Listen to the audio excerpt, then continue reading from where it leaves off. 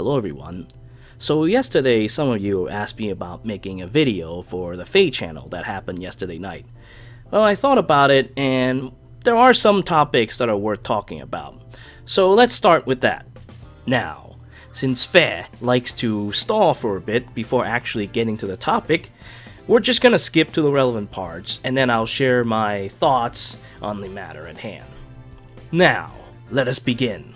In battle, a mage knight should be equipped with more than just magic, my friend. Whoa! Reinhardt and Owen are back! And with brand new weapons! Those two look as gallant as ever! I wonder what kind of skills they have this time! Now, the first topic that was talked about is the World of Thracia banner. I'll cover this more in detail in another video later on that I'll make. But to sum it up, I feel that Leaf is actually a pretty worthy hero. His gimmick of equalizing dev and res by doing 7 extra damage if the enemy has 5 more dev than their res is kind of cute. I'm fairly certain I'll be able to put him to work if I were to get him because most units in this game have more dev than they do have res. Unfortunately for Leaf though, he has the misfortune of having to share banner with a guy like Reinhardt. This is the kind of guy who destroys his own meme of magic is everything with his wonderful sword, Meisterschwert. I think that's how you pronounce it. Either way, it's called the Master Sword, and this horrible thing allows Reinhardt to brave on both phases, both player and enemy phase. So the primary weakness to brave users is that, their effects only happen in the player phase. But now, this guy can actually counterattack you with a brave attack. So, combined with the native vantage that he comes with, he can now hit you twice before you can hit him once. That is absolutely ridiculous. In most cases, it'll lead to your death if you're not using a guy with high enough defense. Still, luckily for us, units have more defense than they do have res, so that will make Reinhardt not as scary as he should be, but you still need to watch out for him. But as for Leaf, unfortunately, he is now Pity Breaker. Sadness to all. As for Owen and Nana, Owen has always been a Blade Tome user. Her first version's attack has been kind of low, so she doesn't really use Dire Thunder as well as Reinhardt, so she's always been overshadowed by her brother. Now, she has her own power creep version of a Blade Tome, but in general though, she's still pretty much the same as she's always been. As for Nana, well, she has okay stats. It depends on where her Super Boons and Super Banes are placed. But otherwise, for the most part, I'd compare her to Dongbai Clarine in terms of stats. Her Restore is kind of interesting, but I don't feel that I would actually bother to summon her just to get it. Maybe I might get 1 or 2 copies, but I wouldn't go too crazy.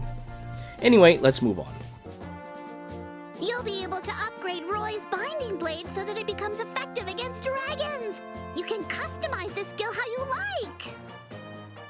And now, Lloyd's Regal Blade will make him a lot stronger if he's near an infantry ally who can also use magic!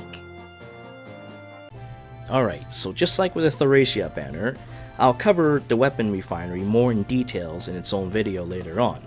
But to sum it up, I feel that the 4 Blaze has turned Lilina into a one-hit wonder. However, there's still going to be a large number of units that can actually survive a single hit from her. So, I think there are 2 ways to use her. One is to go with Brash Desperation, which will turn her into a violent beast. And then there is to use Infantry Pulse and give her like a powerful skill like Glimmer, Draconic Aura, Dragon Fang to have her rip off someone's face in the first turn and then afterwards deal with the enemies as they're weakened. As for the Nameless Blade, well, I'm a little disappointed that it ended up turning into a clone of the Halticlear, where you get a -1 cooldown and +10 damage. But, well, Fear definitely got the best deal out of all this. It turns her Iceberg and Glacies into deadly weapons. She literally turned into a hydrogen bomb. and that gives her amazing power both in player phase and enemy phase. I just wish that Selena Miku will get something like that down the line. As for Xiahou Carol, well, Carol has a large HP pool, so I'll probably still be playing with Reprisal or Vengeance in his build. We'll see how much extra damage he can put out with the Neo Nameless Blade and Wrath equipped, because he actually has a very straightforward build, and Wrath seeks to complement it. So after doing some calculations, I'll probably end up using that build depending on how well it performs. As for the others, well, Roy's Binding Blade, as I thought, would turn into something that increases his ability to defend on the enemy phase. Didn't quite expect a quick repulse though, but the quick repulse is definitely a godsend, especially with a 50% threshold. As for our friend Lloyd, well, his weapon basically screams, "Pair me up with Nino!" That's pretty much all there is to it, but it does make him pretty damn strong. As for Siegmund and Armads, well, they perform the same as they are on their alternate forms, although Ephraim may work a little differently as an infantry using his flaming Siegmund, but otherwise, it's really not that much different. Alright, now let us move on to the next topic. Okay, phew! Moving on to Tempest Trials! Tempest Trials is undergoing 6 big changes to make it easier to play. Well, the Tempest Trials update is relatively straightforward. Now, I don't know about following any automatic recommendations, because I will always go on the hardest difficulty. You want to take as much advantage of the 3x score bonus as you can. Besides, you now have a boost to all your allies on the first 2 battles of the day, so there's really no reason to not pick as hard as you can on your first 2 battles. After that, you also have double EXP and SP, but that's whatever. And you also have a 40% bonus to all allies. So now free-to-play guys who doesn't, spend money on that stupid banner can actually have some decent units that they can use to give them additional points. So they turn Tempest Trials into much less of a grind, which is very good. And with the stamina cost reduction and event duration and rewards adjustment, where they now adjust it to the Tempest Trial Minis adjustment, which is where you get all your rewards by 50k points, that makes things a lot more bearable, because honestly I don't really care about comparing my Tempest Trials dick size with a bunch of other people when, there's really no stake at it except for a couple extra feathers. Now, compared to the first Tempest Trials, which is actually a trial, now things have been put on so many training wheels. This is basically just an event where you get free things. Not that I have any complaints about that whatsoever. I think that's a great thing, because after a little while, Tempest Trials gets so boring, it's just unbearable. So now you can just auto a couple times, and in 10 days, you'll have more than 50k points. You'll get all your rewards. You can just half-ass it, even without the 40% score bonus. So I like this a lot, even though, Tempest Trials has been kind of reduced to this automatic play thing. But hey, you know what? I'll take my reward and go, so I can play on a different mode that is a lot more interesting. Now we move on to the special orb promos. So these are going to be a thing from now on. IS has decided that they need more money, so now they're going to start these monthly programs to basically suck money out of people monthly for special bonuses.